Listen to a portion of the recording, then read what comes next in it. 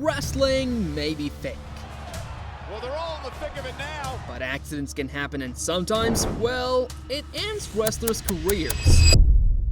And first, we gotta go with Rick Rude because his story was truly heartbreaking. You might say I'm here because I love action, or maybe I'm here because of physical attraction. During the WCW Championship, Rick took on the Sting for the belt, and at one point of the match, this happened. As he landed, Rude's back came on the edge of the platform. Ouch! Somehow though, Rick Rude was able to finish the match and win. But sadly, his career was done after this game, but he was still able to grab a managerial role within the WWE. Tragically though, 5 years after the injury, Rick Rude died from a drug overdose. For number 2, we got Sid Vicious. This guy was known for his notorious strength, standing at 6'9" and weighing 317 pounds, mainly doing big power moves, which he probably should have stuck to. Takes an awful lot of power to do this.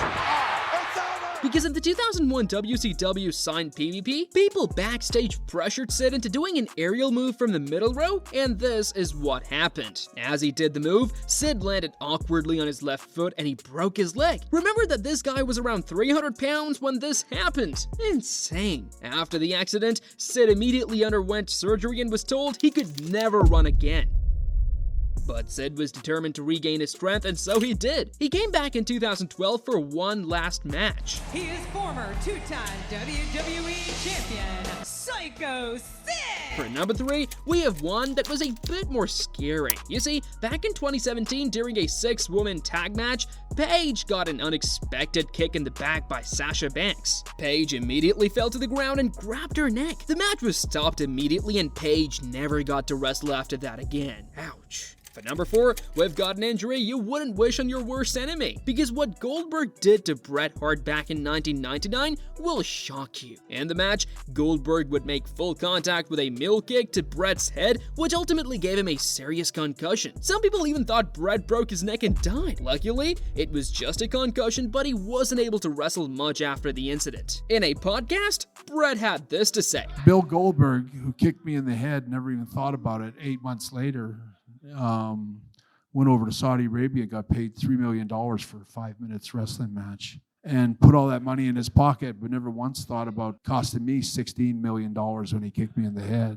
And so I regret that I got injured by a guy that couldn't wrestle and has no business of being in a Hall of Fame. You know, he should be in the Hall of Shame. I remember the last thing I said to him before our match, Bill, please just make sure you don't hurt me out there. Damn. For the next one, we have one that could have ended her life. You see, back in 2007, Candice Michelle landed on her head in a match between her and Beth Phoenix. Michelle was perched on the ropes and she slipped. And it was clear that Michelle was not okay. Even the commentator's tone drastically altered, which indicated to their audience watching at home that this was not a planned spot. After WWE.com posted a picture of Michelle being stretched out of the arena, fans were becoming concerned. Luckily though, it turned out that Michelle only cracked a clavicle and was ready to recover again. Later though, Michelle said in an interview, I wanted to quit wrestling right there and then, and only saw the life of my kids in front of me. I definitely became more cautious since the incident with Beth. Damn, that must have been tough. For the next one, we have to go back to the legendary 2016 SummerSlam. Seth Rollins and Finn Balor were fighting for the title, and everything was looking good at first, but after 3 minutes, the unthinkable happened. Finn is now driven into the barricade. The impact of this was so hard that it actually dislocated Finn's shoulder.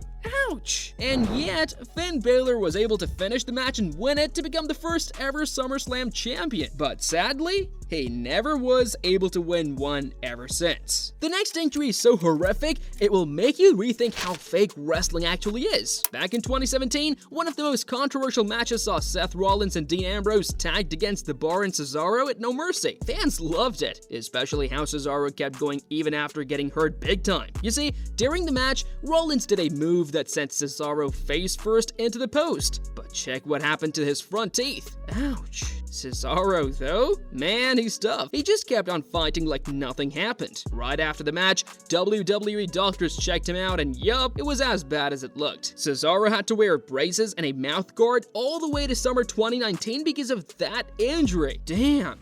All of you old school WWE fans have the next one incorporated in their brain. Eddie Guerrero, an absolute legend in WWE. His matches? Beyond iconic. His promos?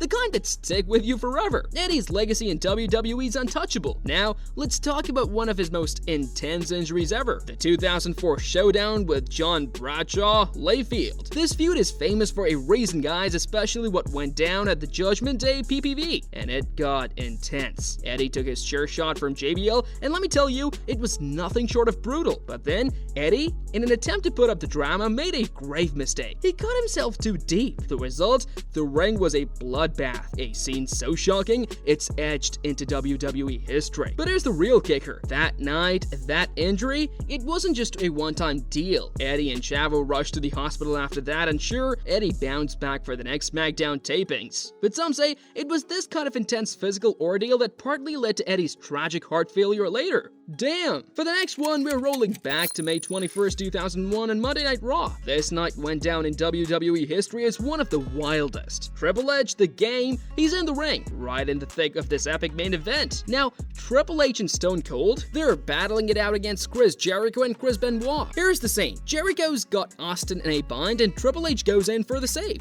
But as he does, his left quad muscle tears completely off the bone. Triple H himself said, "It felt like I'd been shot in the thigh."